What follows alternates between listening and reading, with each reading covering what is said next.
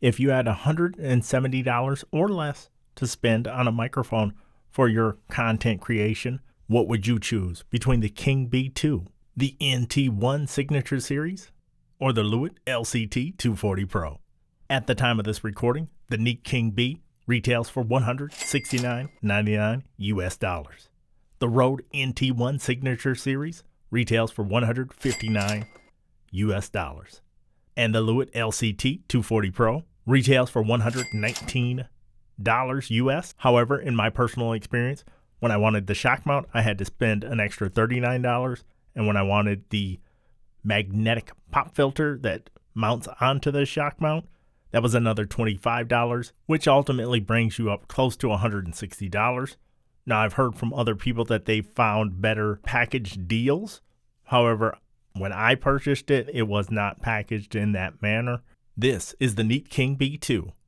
Going through the Rodecaster Dual, no processing turned on, and there won't be any in post-production either. Now I'm going to switch to the Rode NT1 Signature Series. Now I'm back on the Rode NT1 Signature Series, and here's how it sounds. The microphone is silky smooth in my opinion. I love the flat response that you get from a Rode NT1, any variety Rode NT1, and it does have a great build quality as well. Not as stellar and dynamic as the Neat King B2, but still excellent. One thing you will have to think about is this pop filter around it. So I like to just keep it off to the side just a little bit and still talk straight into the capsule. But here's how the NT1 Signature Series sounds in comparison to the Neat King B2. Now I'm going to switch over to the Lewitt LCT 240 Pro. When it comes to the look, I would say the least amount of heft out of all the microphones, it would be the LCT 240 Pro, but it still looks gorgeous. I just love the structure of the shock mount and the magnetic pop filter. And coming in at the lowest price out of all of them for the base microphone anyway, the Lewitt LCT 240 does not block your camera view at all, yet it still looks gorgeous on screen in my opinion. But how do you like the sound in comparison to the Rode NT1 Signature Series? Now I'm going to circle back around to the Neat King B2 so you can kind of get a taste of this compared to that, as you got the Rode NT1 Signature Series side by side with the King B. We'll do that with this microphone just so you have a fresh comparison. Back on the Neat King B, and here's how it sounds in comparison to the Lewitt LCT 240 Pro.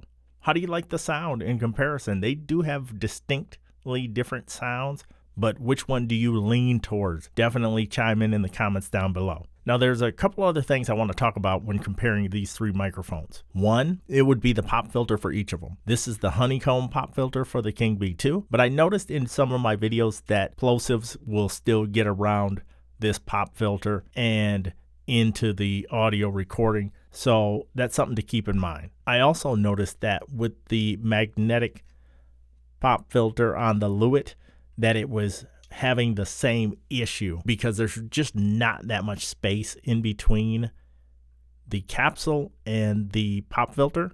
So I was getting wind bursts on the capsule in some of the videos that I do with that microphone. It's something to think about. Whereas with the Rode, yes, you kind of get the big gaudy pop filter, but I did not have that same experience with the Rode because the distance you get in between the pop filter and the head of the microphone, the capsule that you're going to be speaking into, you got that distance, and then the pop filter does a good job of mitigating plosives. It's not a deal breaker on any of these microphones, but I'm going to take off the honeycomb because I've heard people say that the sound gets different when you take off the honeycomb pop filter. All right, now there's no pop filter on the Neat King B2. So I apologize if there are any plosives getting into this video, but I just wanted to do a quick test to see if the characteristics of the microphone seem to change. And in the in-ear monitors, these are not great in-ear monitors, but they are pretty decent. It does sound like a tonal shift Now, if I just hold this up here, yes, the characteristics shift quite a bit. Then if I take it off, it does seem to alter the characteristics when it's on versus when it's off. This is with the honeycomb in front of it, and this is with the honeycomb off of it. It could be just my ears playing tricks on me, but in my opinion, it does sound like it alters the characteristics of the King B2. Chime in the comments down below. What did you hear? On the Rode NT1, I dropped down the pop filter, so I apologize if some plosives get through to the capsule. But here's how it sounds when you have the pop filter pivoted down and out of the way. This is the sound you would get when you remove that from the equation. To me, it doesn't seem to change the sound characteristics like it did in my ears with the King B2. Probably because this is just some thin nylon. And when we pop it back up, it seems to sound the same to me. Pretty much exactly the same in my opinion. Again, what are your ears telling you? Chime in the comments down below. Now I've taken the pop filter off the Lewitt LCT 240. So I apologize again if there's some plosives getting through on here, because this is a really wide open mesh grill. So it's almost impossible to not talk directly into it and have some wind bursts going in. However, is it changing the characteristics of this microphone? Now the pop filter is on.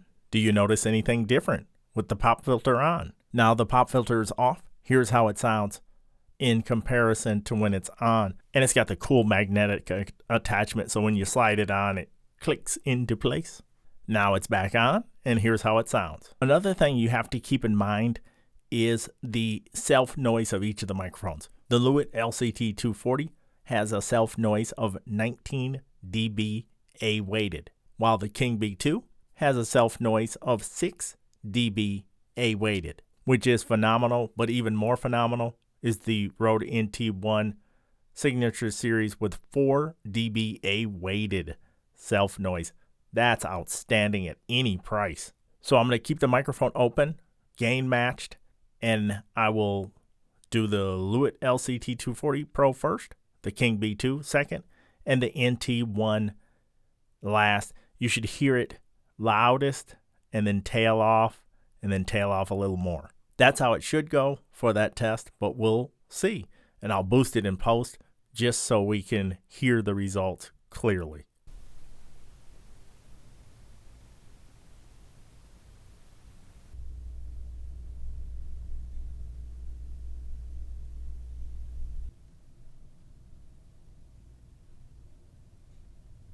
With my high impedance headphones on, listening back, the King B2 sounded like it had some extra resonance or something going on when I was listening back to it. So I'm going to have to look into that, as when it first came out, there was a grounding issue. What are your ears telling you? Chime in the comments down below. Where would you rank these microphones? Which one would be first? Which one would be second? And which one would be third? In my personal opinion, there's not a loser in the bunch. I would be fine using any of these microphones for my content creation.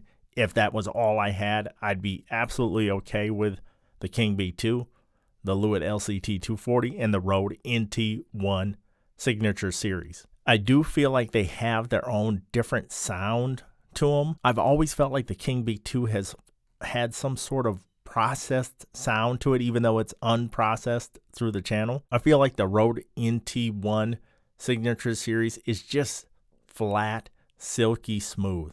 It's how I've always looked at this microphone. It's just smooth. What you're putting in is what you're getting out, and there's no harshness whatsoever. I think it is a great balanced microphone. Sounds really smooth, in my opinion. Probably, potentially, the smoothest of the three. And when it comes to the LCT 240, it's just like a little bit more of a pop than the NT1, but still really smooth. So I kind of go back and forth, because in my opinion, it would be between these two for best overall. Now, if I had to go which is more balanced, it would be the NT1, giving me the best balance of blocking plosives, blocking handling noise, sounding smooth, etc., etc. I'm going to put the LCT 240 on the boom one more time. Listen critically. All right, now I'm back on the LCT 240 Pro, and there's just like a little extra punch, in my opinion, just in my in-ear monitors here. I'm going to use my low impedance Bayer Dynamic DT77 Pros, and I'm going to use my high impedance COS 4AA headphones, and I'm going to kind of go back and forth with these and listen back, try to listen critically, and give you a final result of just my personal opinion. Let me preface this by saying there's definitely not a loser in the bunch. After listening back, I think the more punch would go to the Lewitt. I think it just has some little extra oomph going on that just makes it sound a little more alive than the NT1. But the smoothest of the bunch, in my opinion, is easily the NT1 Signature Series. And then the King B2 just has its own unique sound. I've said it a million times. It almost sounds like it's compressed in some form or fashion, even though I know I'm not doing any processing and stuff. It almost sounds like a processed sound, but it sounds great nonetheless. But I think out of the three, I think I would lean towards the Lewitt LCT 240 in first, the NT1 Signature Series in second, and the King B2 in third. And that is not to take away from any of these microphones. I think they're all fantastic. Which one would I be most comfortable probably using more often? Probably because of the low self-noise and the smooth sound and the better pop filter, probably the NT1 Signature Series. But if it was purely for sound, it would be the Lewitt LCT 240 Pro. And if it was purely for look, it would be the Neat King B2. How would you place them based on sound first, and then how would you place them as an overall purchase? Because there's more to take into consideration sometimes than just pure sound.